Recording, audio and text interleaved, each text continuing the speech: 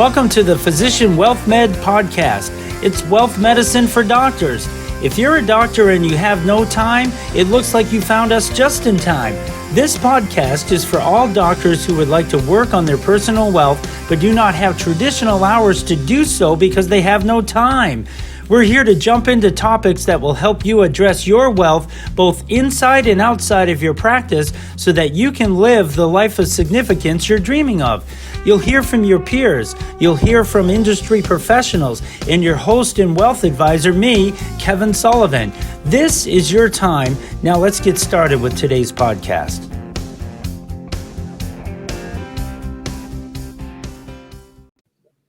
Welcome to another podcast of Physician Wealth Meds. We like to say it's wealth medicine for doctors. It's a wealth podcast for doctors, and we just thank you so much for joining us again today. Please continue to like, share, and subscribe to the podcast. Share it with other doctors. We really appreciate this opportunity to do what we do. We love the feedback that we hear coming back from physicians all across the country regarding this, so we just want to say thank you again. We've got a very special guest with us here today. He's Lloyd Ippolito. He's a CPA MBA. He is also my personal CPA, and I wanted to welcome him here first as we start. So thank you, Kevin, for having me on. Thank you. I just wanted to go through a couple of things to share with you the heart and the soul and the why that we're doing today's podcast. Have you ever wanted to get your arms around your taxes? Now think about that. This is something that probably, if you're a business owner, if you're a medical doctor and you have your own practice, it's something that we think about all the time. Sometimes it haunts us to try to get this daunting process of getting our taxes done. And is there a way to get your arms around your taxes? Or how about this? Have you ever wanted to have a tax strategy before you file your taxes? Because a lot of times we're thinking, okay, reactively, what can we do? But the third question is, have you ever wondered if this was even possible to have a solid tax plan that is thought out so much so that you could start building wealth because of your tax plan? Well, this is what I found on my personal tax journey, and I wanted to share some of these things with you. So what better way to share these things with you than to invite my personal CPA, Lloyd Ippolito, today to join me on this podcast to have a great discussion of how doctors can benefit from proactivity rather than reactivity. So once again, welcome, Lloyd, to the podcast. Appreciate you taking your time. And then I also wanted to go through a little bit of what led me on this tax journey too as well. And I wanted to say right up front to you doctors too, what if the right CPA is in Long Island, New York, and you live in Denver? You know, we talk a lot about this on some other podcasts. Is having the right team in place that would be the right fit for you may not always be the professional that's on Main Street, USA. What if the right wealth advisors in New York or Maine or North or South Carolina, but you still live in Denver? I'm using that as an example because we know that if you have a patient that is sick and you're the doctor that could fit their needs, they would travel anywhere to come and get the services that you provide. So you experience this as a doctor, but the same thing for your wealth team. What are you doing and how are you constructing your wealth team to be able to meet your specific goals and give you that kind of direction that you're looking for your own personal wealth? So these are the things that we wanted to talk to you a little bit about today. This is how I came across Lloyd. I was on a tax journey myself. In being in the wealth advisory business for 34 years, it was something that I was always looking for. And I came across Tom Wheelwright, who's a CPA, about 10 years ago, back in 2013, heard some of his podcast seminars.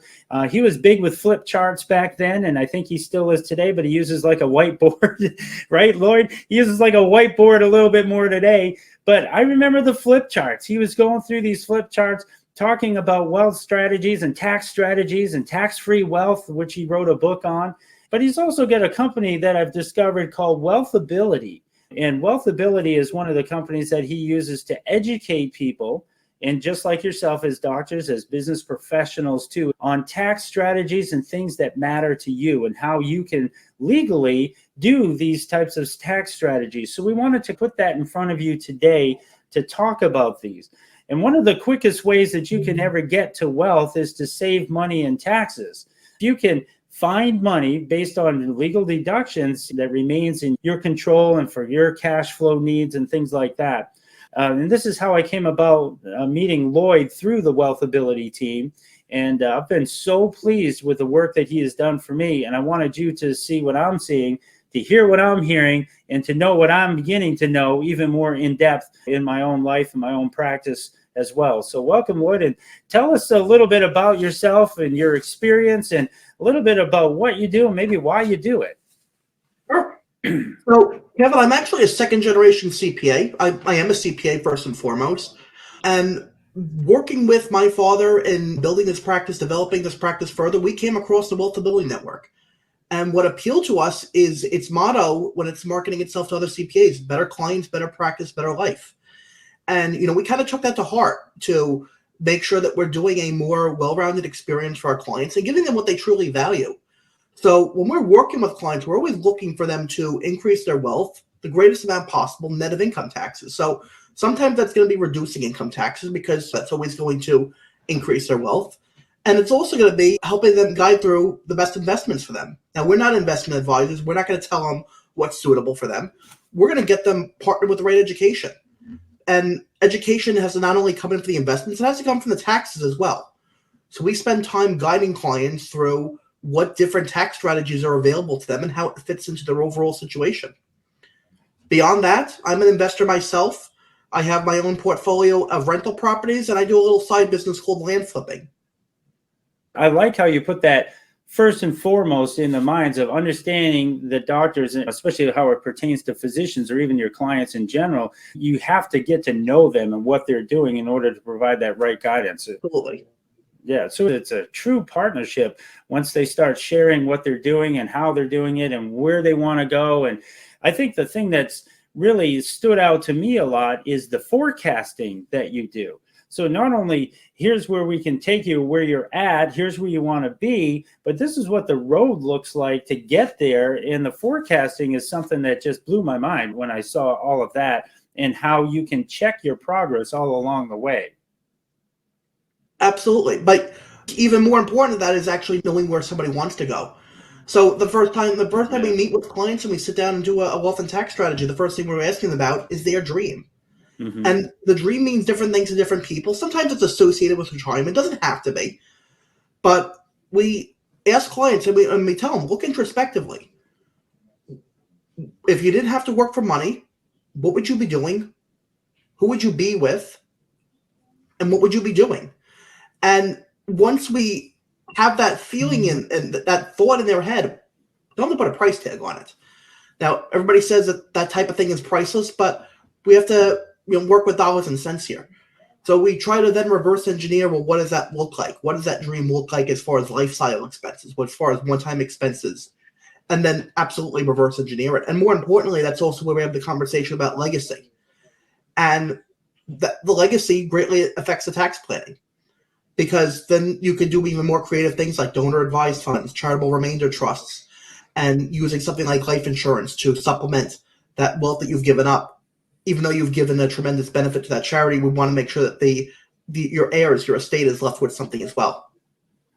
Those are great questions too, but they're very hard questions. I want to back up to the first part of your comment there too, to sit down with a blank piece of paper. What is it that you want? Where do you want to go? What do you want your life to look like? Because we're all sitting there thinking sometimes, even as business owners, just to how can we get a grip on what we're doing in our taxes? Can we have a tax plan? Can we have a strategy moving forward? And then again, what would that look like? And to be able to get your arms around it, that's like the beginning of the whole process. Absolutely.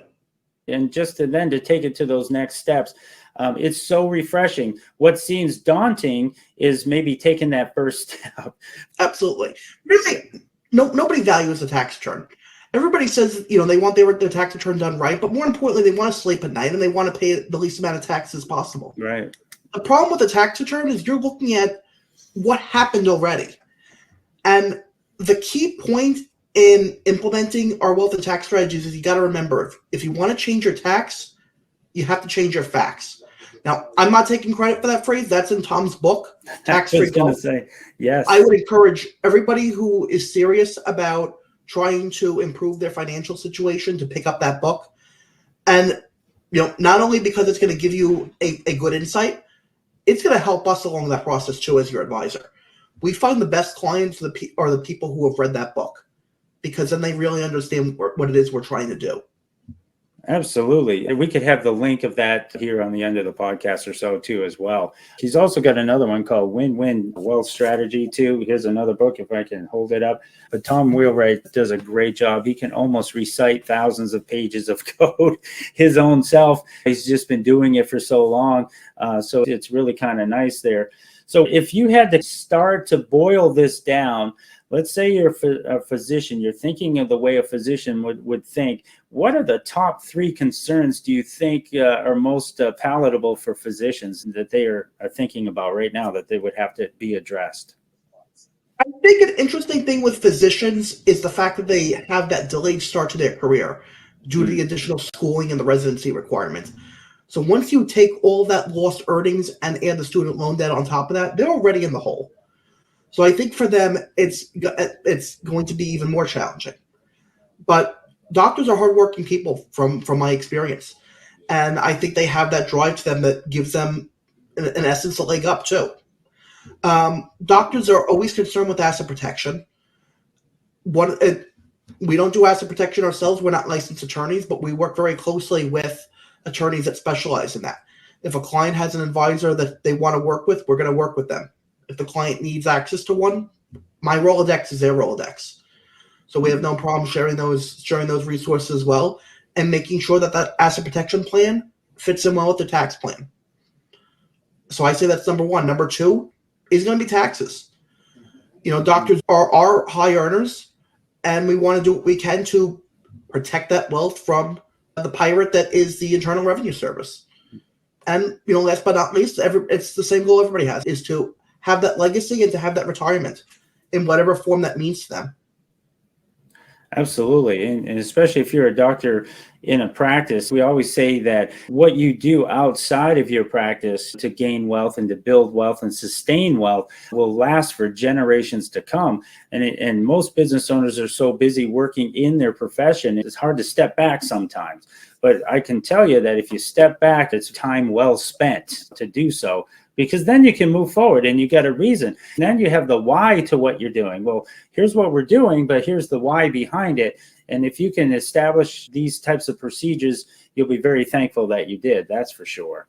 We had a guest, Tom Burns, on our podcast, and he has created some serious wealth out there through real estate investing. He was an orthopedic surgeon that did that for many years and then started doing real estate. And it was quite interesting to hear his story on how he started and doing one house and then getting another property and another one after that, to the point where he travels all over the world talking about this. And it's kind of interesting that Tom Burns and also Tom Wheelwright are connected to Robert Kiyosaki. So if you read the book, Rich Dad, Poor Dad, I believe Tom Burns was the one that had the first copy of the Rich Dad, Poor Dad book.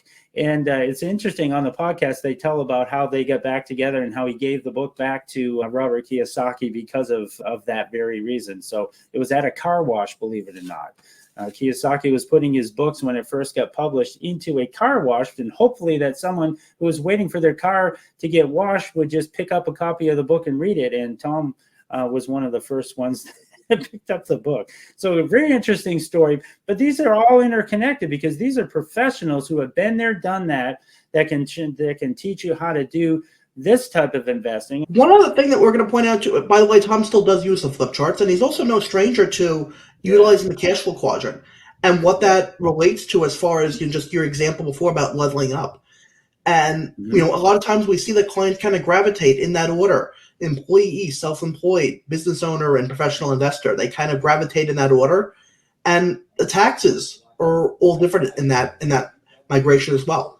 But the biggest piece is that jump from S to B, from being that small business owner where where really you just own a job, versus having a big business where it can run with or without you.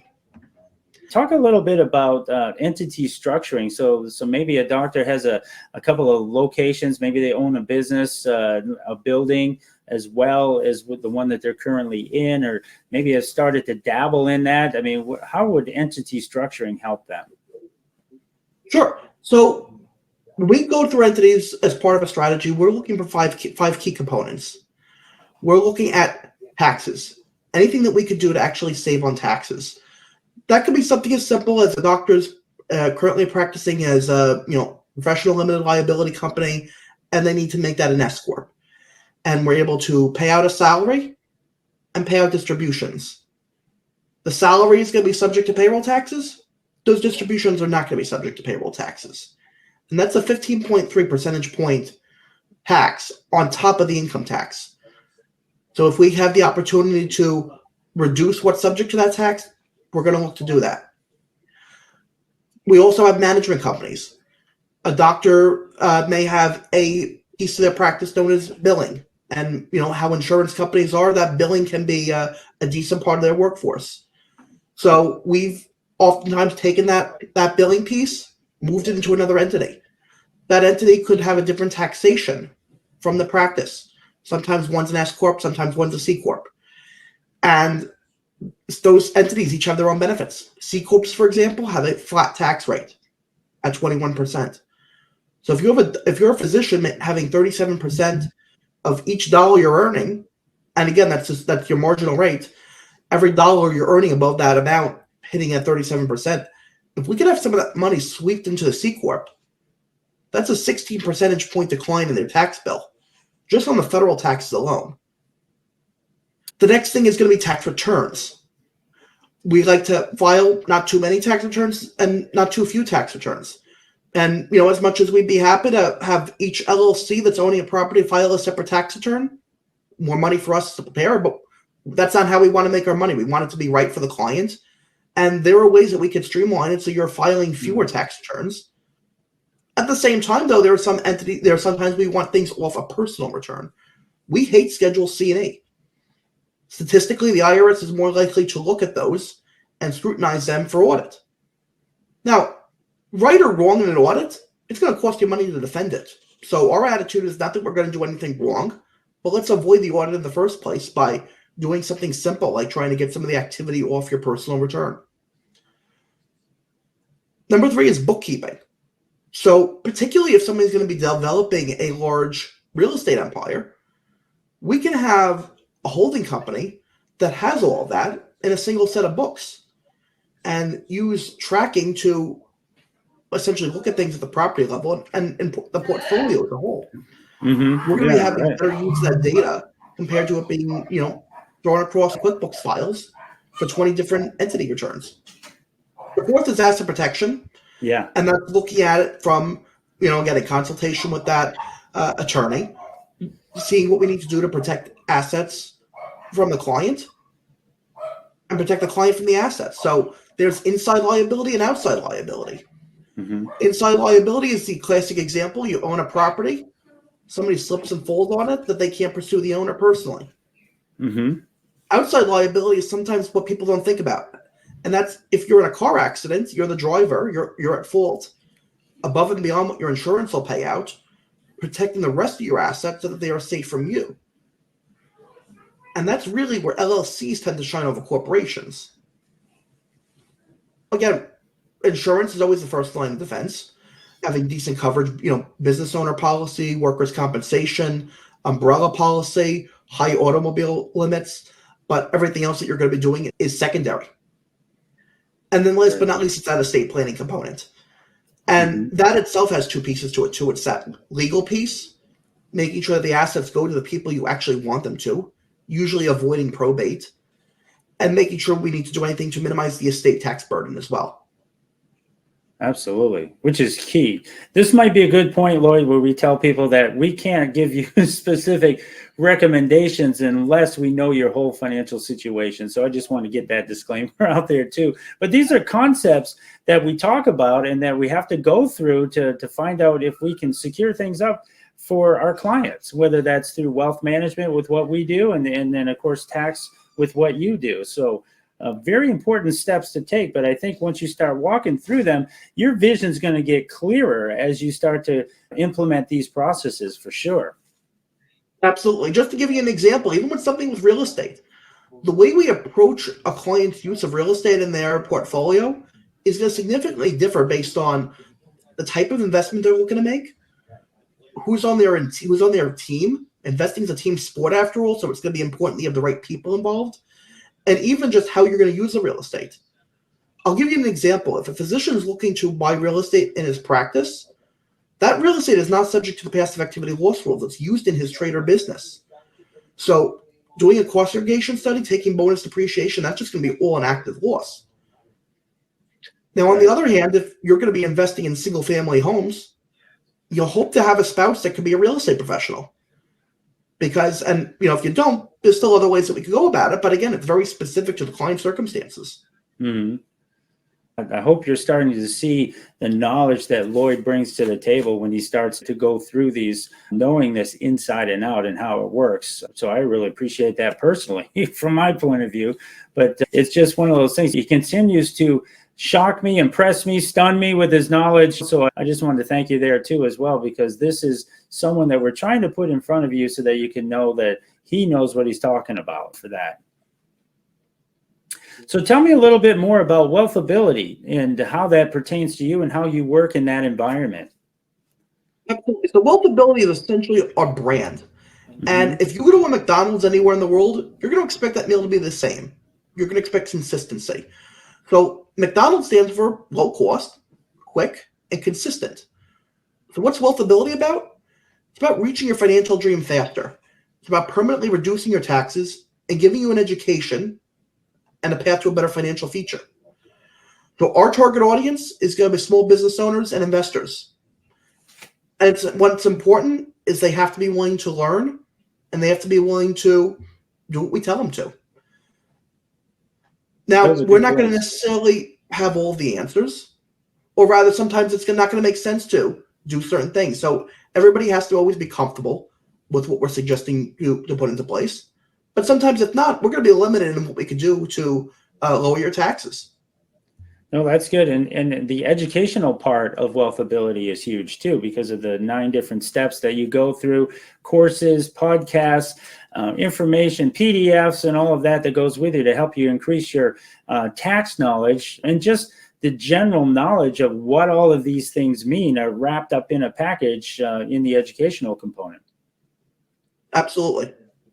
And I love the way that when I started with wealthability, that we were able to have those scheduled times so that we could go through that together and answer any questions and to start building that dream. Because if you save money in taxes and then you have some leverage going along with that, that's the acceleration that you're talking about to maybe hit their dreams a little sooner than what they might think. Could you explain that? So real estate really has 2 pieces to it that make it work wonders for a tax strategy. Number 1 is going to be the depreciation, and number 2 is going to be the leverage. And Tom has even said that depreciation is magic, particularly with real estate, where you're going to take an asset that is historically going to appreciate in value over time and add leverage to it. And the nice thing about that is you're going to get depreciation not only on the money you put in, but on the money the bank's putting in too.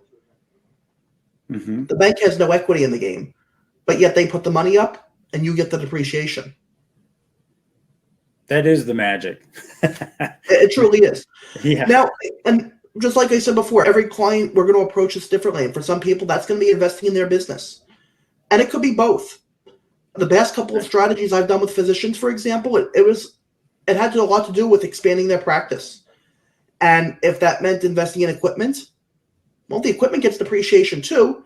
Not as good depreciation because, like I said, the asset truly will depreciate in value.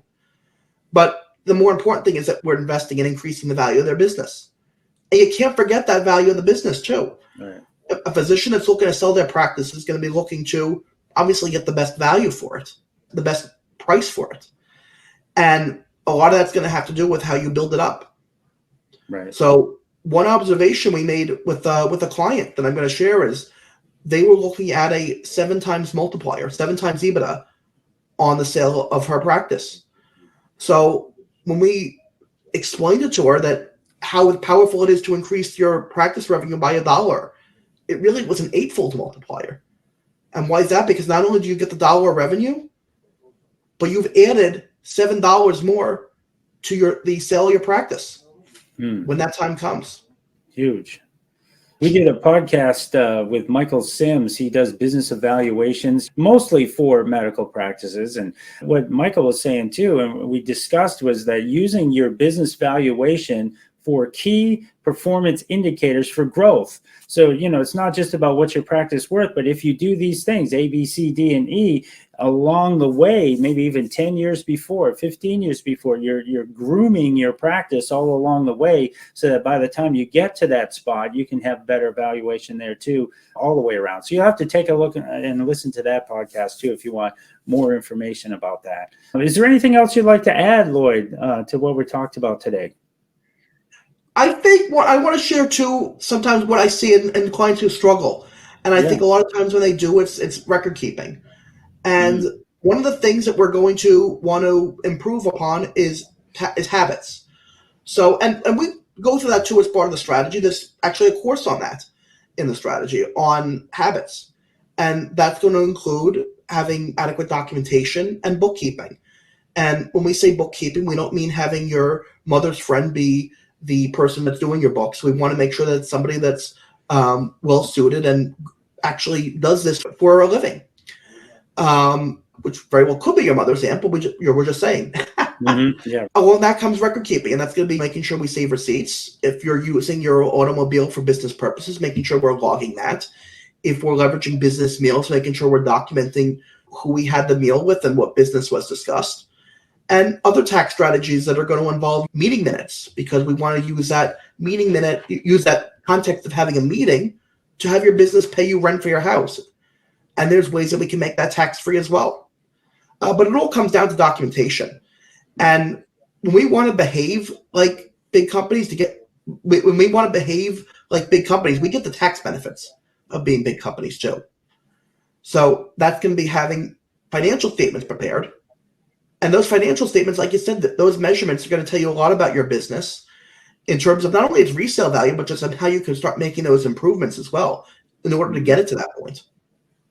Right. And to see it on paper professionally done, I got to tell you, it's the best money spent or invested into my practice is to know where you stand and have all of that taken care of by someone who knows what they're doing. It's the best ever.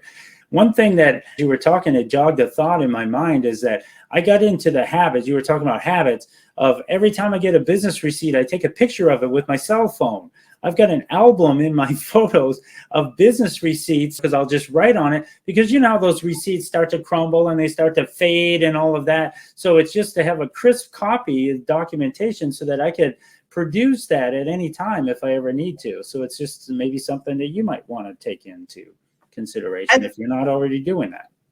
Technology has made it just so easy, just even to be able to have backups of those receipts. And we've seen it before where hurricanes or fires, that people have lost records, and being able to have these things digitized in your computer and have them backed up, it really is just a great thing.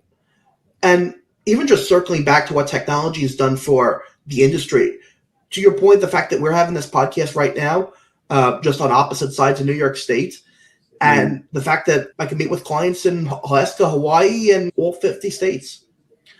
And on hiring too, we've hired people that are themselves not in this state, because we get the diversity of having people from different areas of the country that are the best for them. And we have no problem working with clients from all over the place as well. Your executive assistant, isn't she in the Carolinas?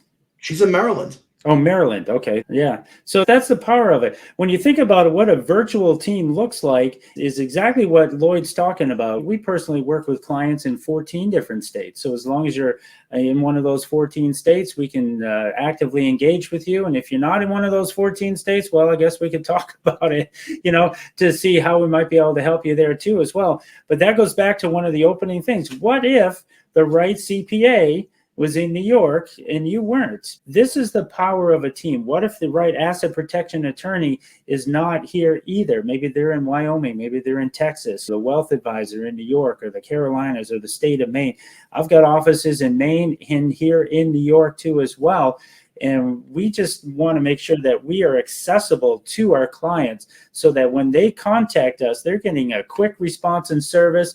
And that's how technology's really allowed us to do what we do in multiple states to take care of our people. And we got a passion for it. And I hope you can hear that in both of our voices. This is what we live for. I get a personal joy and an inner enthusiasm when we're seeing a plan go from A to B to C to D and everybody's moving through as planned. And it's just a wonderful thing. So even after 34 years of doing this, it never gets old. How do they get in touch with you if they wanted to ask you some questions? So we're going to put a scheduling link in the show notes that will allow you to get in touch with me.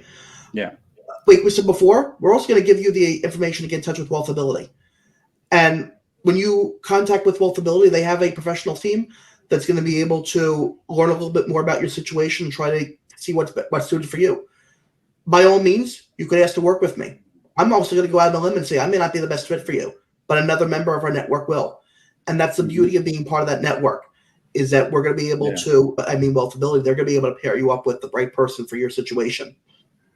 Absolutely. Well, I want to thank you so much for your time today, for joining me on this podcast. Physician Wealth Meds was created out of the busyness of doctors, and they can listen to this on their own time. We offer the audio version of it. We offer the video versions of it. It's out on Spotify and wherever you can listen to podcasts. But we also put the links on our website at kdsullivanwealthstrategies.com. On the homepage, you can view all the video podcasts, and then there's a separate page for podcasts if you want to listen to the audio. So it's all on one page, so you can go there for all that you might need. But I want to thank you again, Lloyd. It's been a pleasure working with you. It's been a pleasure having you as a guest on this podcast. And I know that the physicians are going to get a lot out of what you said, and it might just pique their interest enough to start their own tax journey to get things organized so that they don't have to wonder anymore. It becomes clearer as they start to do these types of things. So I want to again thank you so much for joining me today.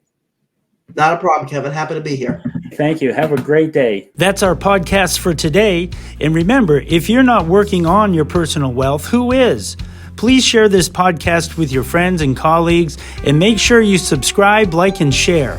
Any questions about what you heard today, please send an email to kdsullivan@lpl.com. Physician Wealth Meds, wealth medicine for doctors. Lloyd Ippolito and Wealthability are not affiliated with or endorsed by LPL Financial or Physician Wealth Med Podcast. Securities and advisory services are offered through LPL Financial, a registered investment advisor, member of FINRA and SIPC. The opinions voiced in this podcast are for general and education information only and are not intended to provide specific advice or recommendations for any individual. To determine which strategies or investments may be suitable for you, consult the appropriate qualified professional prior to making a decision.